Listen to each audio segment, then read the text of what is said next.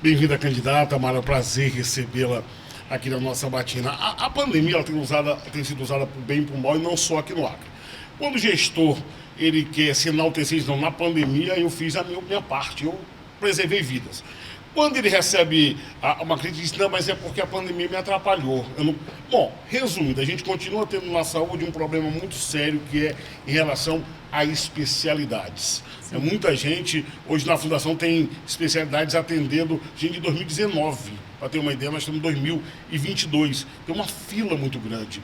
E aí se fala da dificuldade de trazer especialistas para o Acre por conta da logística, da distância, dos salários pagos. Como resolver isso para que a gente não precise tanto de TFD, porque não consegue abraçar a todo mundo, e aí a gente tem muita gente sofrendo nessa fila de especialidades. Você falou gente esperando uma cirurgia desde 2019, tem gente esperando a cirurgia há 12 anos, né? A saúde ela precisa mudar e o primeiro passo é valorizar quem trabalha na saúde, valorizar os profissionais da saúde, né? São pessoas que dão ali o sangue, que fazem o melhor de si, mas não têm sequer condições mínimas de trabalho. É o caso dos médicos que acompanharam aquela parte trágica, né, de ver as crianças morrendo. Eles fizeram o melhor de si, mas não tinham condições de trabalho.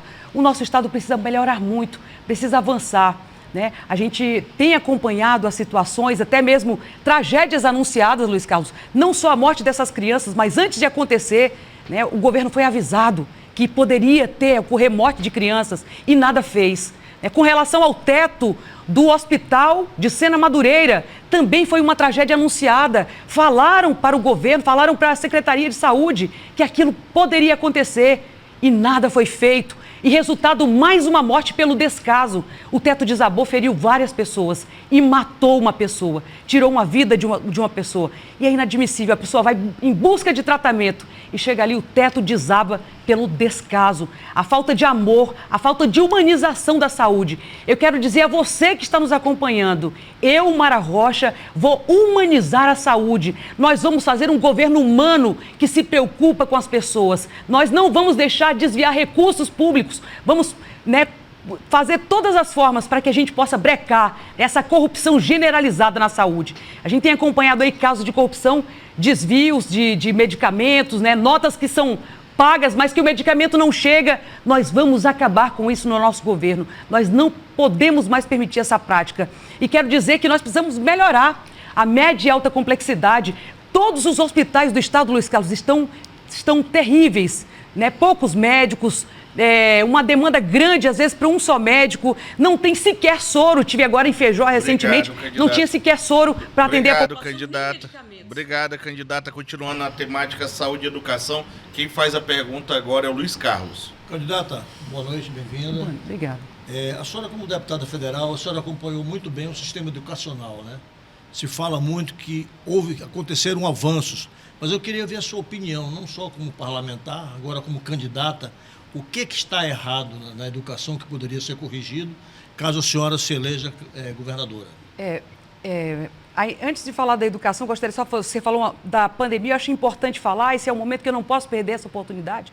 Muita gente se gaba, se enaltece que foi um herói durante a pandemia, como o atual governo. Eu quero dizer a você que está nos acompanhando aí em casa, nenhum governo do Brasil comprou vacina.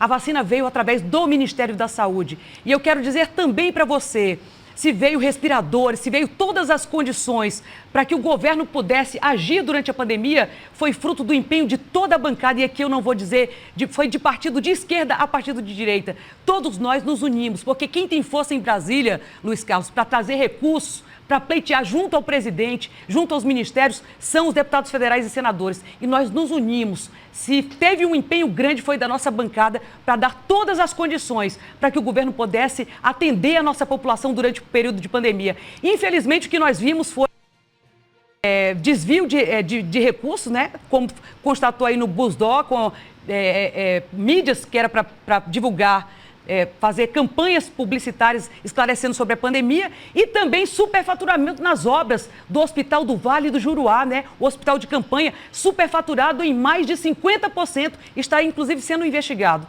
né? Então, assim, nós temos que esclarecer bem a população, para não dizer que teve um herói, né? Se existe um empenho, foi da nossa bancada federal que trouxe todas as condições. Com relação à educação, nós precisamos avançar muito.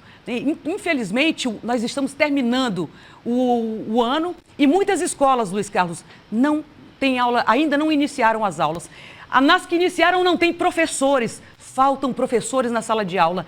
Nas que tem professores, não tem merenda para as crianças. Inclusive, estivemos agora em Rodrigues Alves, vimos um outro fato terrível, né? O transporte escolar, que é direito dos estudantes. Nós estivemos agora em Rodrigues Alves, pais se cotizavam para comprar combustível, né, para a canoa, para levar o filho até a escola, porque o Estado não fornece o transporte escolar, que é um direito garantido a todos os estudantes. Obrigado, candidata. A gente vai entrar agora na terceira pergunta sobre saúde e educação. O tempo é muito pouco, gente, não dá para a gente falar. 2 minutos, mas tem um reloginho ali. O tempo está muito pouco. Entrando agora na terceira pergunta sobre saúde e educação, quem faz a pergunta é o Astério Moreira.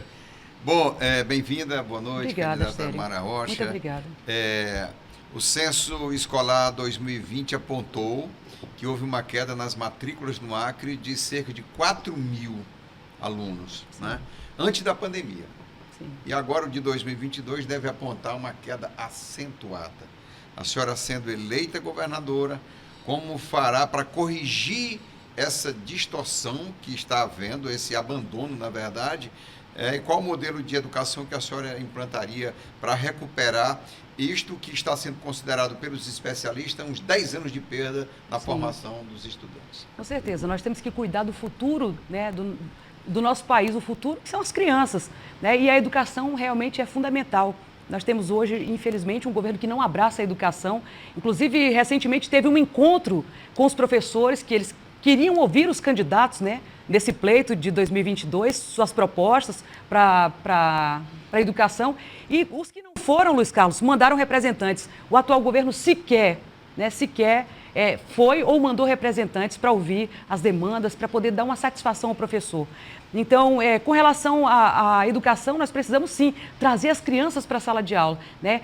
Acompanhar, fazer um sistema de acompanhamento para que as mães possam sim trazer os filhos. Nós estamos aqui com uma proposta no nosso plano de governo que acredito que vai ser muito válida, né, que é a implantação de forma gradativa de 3 refeições, né, para os alunos. Eu acredito que isso vai ser muito importante, porque vivemos um estado de pessoas que estão passando fome, né, e com certeza isso vai ser... A mãe vai ter maior interesse de levar seu filho para a escola, porque vai saber que lá ele vai ter o café, ele vai ter o lanche e vai ter o almoço também. Então, essa é uma proposta do nosso plano de governo. Nós pretendemos ampliar as escolas em tempo integral, ampliar também as escolas militares, né, nas áreas de maior vulnerabilidade. Hoje é onde a gente anda, as pessoas perguntam, né, você vai aumentar o número de escolas militares?